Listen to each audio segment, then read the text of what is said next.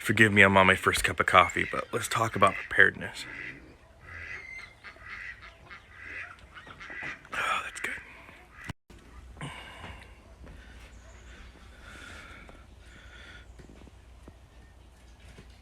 Yes, that is a chicken eating grass, because that's what chickens do. They forage, they pasture raise just like any other ruminant type animal. This is really getting into the heart of what we're going to talk about today. So I want to give you guys some homesteading tips today. These tips are something that I have found to be revolutionary in how I homestead. I'm not saying that to be catchy or anything. It's just the truth. I homestead and I prepare a lot differently than probably any other content creator you see out there. And that's not because I have found some I'm on some secret plan here. It's because I look at preparedness, I look at homesteading, I look at farming, I look at it completely different than most people, okay? So I'm gonna give you guys some tips that I have that have made me very successful in creating a homestead, and not only creating a homestead, but thriving on a homestead. But in order to do that, you have to change your thinking just a little bit. All I do is I take 21st century technology and I apply it to 18th century wisdom. I mean, simply put, that is how I prepare, that is how I homestead, that is how I farm. There are tried and true methods that work. They work, and they've worked for a millennia. As long as animal agriculture has been a thing, from the time man had his first chicken, cow, goat, sheep, these are just fundamental truths that we've seen throughout history. And so what I do is I take that wisdom and I simply apply 21st century technology to it that makes it easier for me to do. And that's how I do it. And that's what we call permaculture, right? To me, that is the most sustainable way to do this, right? But with that, there's going to be some what people would traditionally see as a downside. And the reason why more people don't prepare or homestead or farm this way is because in current 21st century modern day life, it is not very lucrative, right? I'm not living off of the monetary value that's created from the homestead. I can feed me and my family, no problem. I do make some money from this that pays for the homestead, right? And it pays for my preps. But outside of that, I'm not paying, you're not going to pay the mortgage off with this thing, right? So me and my wife both have jobs. And so with that, that's kind of the downside. If you're wanting to make a living off homesteading and farming, this is probably not the template for you. But if you are looking to be sustainable, if you are looking to pay for your preps and have your homestead pay for itself, this is a way we do it. And like I said, I'm not telling you how to. This is definitely not a get rich scheme plan, because I'm not the guy for that. So, like I said, the biggest thing for me is finding a system that works sustainably and perpetually, right? I want something that's going to work and work nonstop, regardless of what's going on out there in the real world. I want a system that works here. And if I have to apply a little bit of 21st century technology to it to get it that sweet spot, so to speak, then that's what we'll do. So my first set of advice is to invest in your grass. She goes crazy. She just loves pasture grass. Come here, Oakley. Yes. So invest in your lawn, because your lawn is your food. I don't think she's gonna leave any for the rabbits. I gotta give this to the rabbits. Oh man, she loves this stuff. So I encourage you, reinvest in your soil, reinvest in your pasture grass, because this is food. Reinvest in your lawn, because this is what high quality food looks like. This is the most natural, sustainable way to grow food, right? Everybody likes to talk about, Mother Nature is designed a certain way, this, that, and the other. No. Yeshua HaMashiach, God, he designed animals to eat this way. So let's not fight against how God's plan and design for animals are. Let's not fight against his design. Let's work with it. The sheep are getting the little scraps that Oakley didn't get. Oakley! Hey, you want some? Come here. Yes. You can have the rest of it.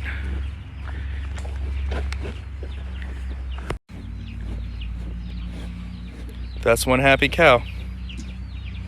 My second piece of advice is to get animals that are good at pasture raising. Pigs, for example, are very omnivorous. They can eat a large portion of grass, but they need other inputs. However, pasture pigs, like coons, like the ones I have here, can thrive simply off grass. Woo-wee! Woo-wee! Woo-wee! Here you guys go. Woo-wee!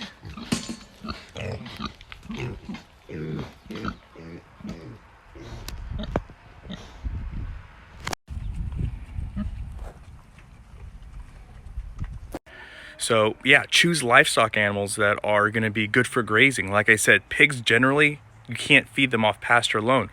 But coons, you can. I can feed them completely on grass and they'll thrive, right? And so look at animals like that, ruminant animals, whether that be rabbits for small scale agriculture, right? For people that live in the city or suburbia, or you have sheep, goats, cows being bigger. There are a lot of different livestock animals that will thrive simply off grass. So that would be my next point of consideration for those of you that are looking to be prepared to be sustainable. Point number 3, right? Choosing animals good for the climate, whether that's the chickens, ducks that I raise, whether that's the pigs, right? The coon comes from New Zealand, but they do great in this environment. It doesn't get too hot. It's very cool climate. Same with the hair sheep. Hair sheep do great here. Cattle do great here. We have lots of rainfall here, and we have grass year round, so that's outstanding for us. Our ducks, khaki Campbell, Pekin crosses, right? Pekins are a Chinese duck that do great in a wetter environment, and the khaki Campbells do great in a cooler climate, and they're great foragers, right? Our Marion Sussex chickens, they do outstanding in this environment, very pest resistant. All our animals are very pest resistant, so by incorporating animals that are good for your environment, it's going to give you an added layer of sustainability. Number 4, take your green space, whether that's just a lawn or bushes, trees, and transform it into a food space, right? The green space may look nice, they may be nice flowering bushes or trees or flower bed, etc., but change that into a food space, right? Change that into a space where you can grow high quality food, whether that's a raspberry bush, blueberry bush, apple tree, plum tree, cherry tree. So take those places that are being used as green space that have no real value outside of an aesthetic look and create an aesthetic food space that can feed your family. And most CC&Rs and HOAs are generally okay with this. I know HOAs get a little crazy, but for the most part, it's a very easy fix, and it's very easy to turn those green spaces into beautiful food spaces. And there's Elvis still going to town on that high quality pasture grass. Tip number 5, really invest in your compost for your more omnivorous animals, whether that be your pigs or your chickens or ducks. I highly encourage you guys to really reinvest those resources for your chickens. I mean, between pasture grass and compost, that makes up the majority of their diet. And compost is really easy, guys. Here in America and in Canada, we waste more food than we consume. So it's really easy to get compost from either your table or friends and family. I know during the planting season and harvesting season, I get plant scraps from everybody. I mean, everything from ear corns to apple cores to old apples, cherries, plums. You know, I have a friend who has tons of cherry trees and apple trees, and I have a big plastic garbage can that I take over to his place, and I just load it up with apples, cherries, plums, and I'll give it to the sheep, the pigs, the cows. They absolutely love it. And you know, what's considered not human grade is great for them. I mean, it's going to go to waste otherwise. So I really encourage you guys to look at composting, because like I said, all your more omnivorous livestock animals, whether that be your pig, chickens, ducks, they love it. Now, those are my helpful homestead tips for you guys. This is the basis of what I do here. And what's important is when this is the basis, it allows you more flexibility and other options that other homesteaders and preppers may not have. A great example of this is take the hatching season, right? The duck and chick season, which usually starts, hopefully, in February. But as we can see, our stores are just now getting chicks in stock, and there's not very many of them. But I digress. So take your hatching season, right? I have no problem feeding some supplemental feed to maximize egg output, so I can incubate them and get them hatched out for friends, family, and people that may want a very hardy livestock animal, right? I have no problem doing that, but I don't need to. And if something happens where I can't depend on the grid, I'll still be able to do so. I'll just be able to do it in smaller quantities, right? So I don't need to depend on it, but if I want to use it to supplement and get maximum production, I can. But if not, I'm not screwed. Whereas somebody who is dependent upon commercial feed, if that feed's not coming in, they're not producing. But like I said before, the huge downside is I'm not going to be making a living just off homesteading. But that was never the purpose for me. The purpose has always been permaculture and sustainability. I want maximum efficiency.